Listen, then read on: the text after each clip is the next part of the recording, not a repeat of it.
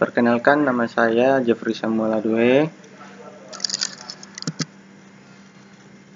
NIM 18320144, kelas B, semester 7. Di sini saya akan menjelaskan mempresentasikan tugas anatomi dari pertemuan 1 sampai pertemuan 7. Pertama, saya akan menjelaskan pengertian anatomi. Anatomi dibagi menjadi dua, yaitu ana adalah bagian atau memisahkan, tomi yaitu iris atau potong. Jadi pengertian anatomi adalah ilmu pengetahuan yang mempelajari tentang bentuk dan susunan tubuh secara keseluruhan maupun bagian-bagian serta hubungan alat tubuh satu dengan yang lain. Selanjutnya saya akan menjelaskan osteologi dan atau jenis-jenis dan struktur tulang kepala dan rangka.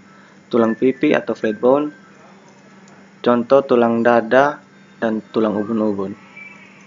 Tulang tak beraturan atau irregular bone, contoh tulang belakang, tulang rahang bawah dan tulang rahang atas. Osteologi jenis-jenis struktur tulang ekstremitas arah atas maupun bawah anggota gerak. Tulang panjang,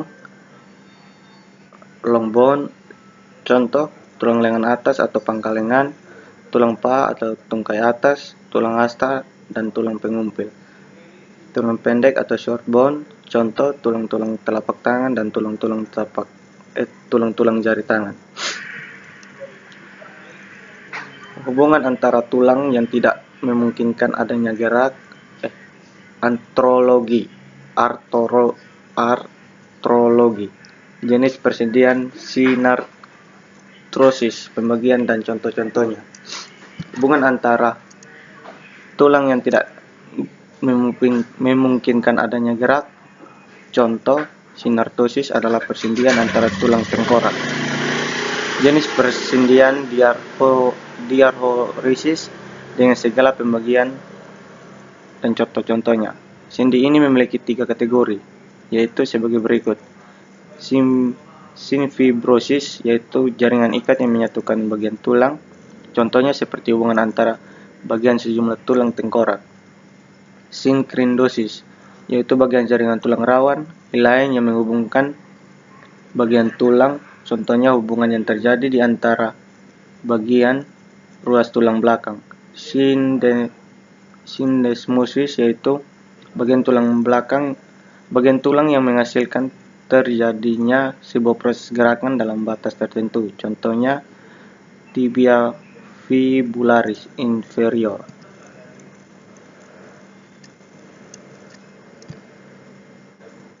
Miologi otot. Menurut kerjanya, otot sinergis merupakan otot-otot yang saling mendukung atau bekerja sama pada saat berkontraksi maupun relaksasi.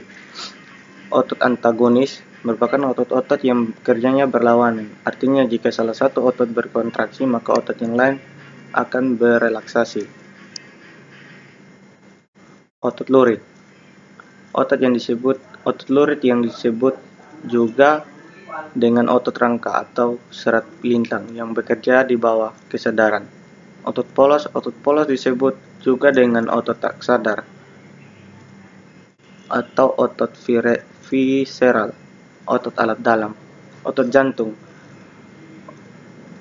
memiliki struktur yang sama dengan otot lurit, hanya saja yang membedakan adalah serabut-serabutnya bercabang dan saling bernyaman serta dipersarafi oleh saraf otonom.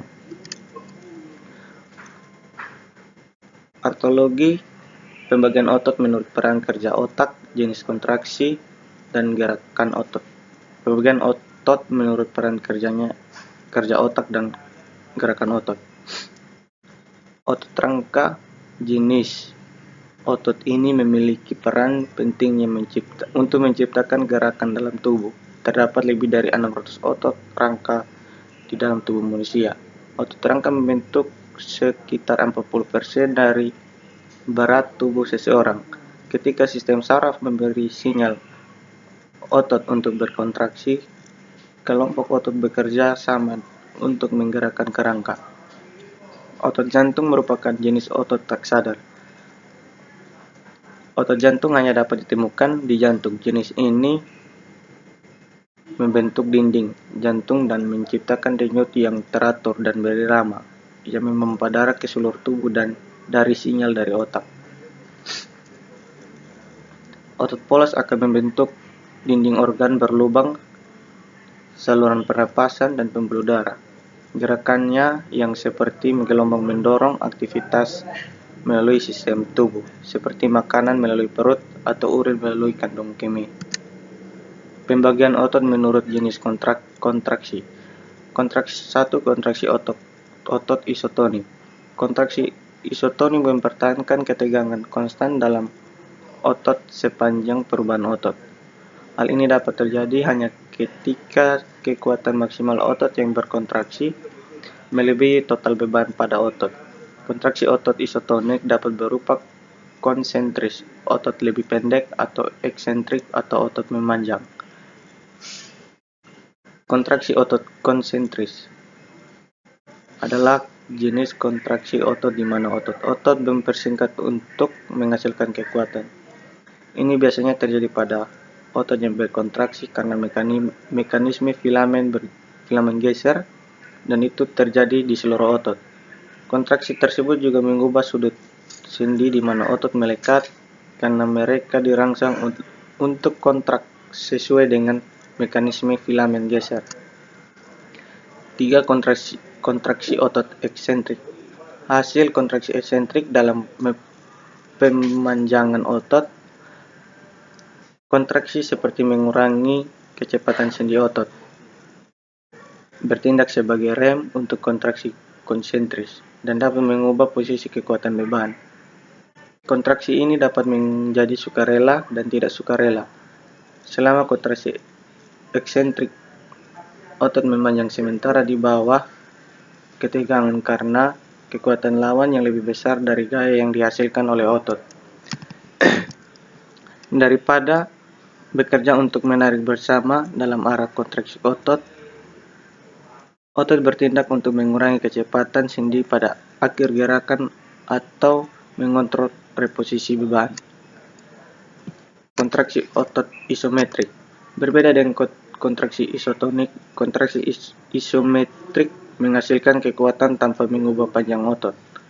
Ini biasanya terjadi pada otot yang ditemukan di tangan dan lengan bawah. Panjang otot tidak berubah dan sendi tidak bergerak, sehingga berlaku untuk pegangan cukup. Contohnya adalah ketika otot-otot tangan dan lengan bawah memegang objek, sendi tangan tidak bergerak, tapi otot-otot menghasilkan kekuatan yang cukup untuk mencegah objek jatuh.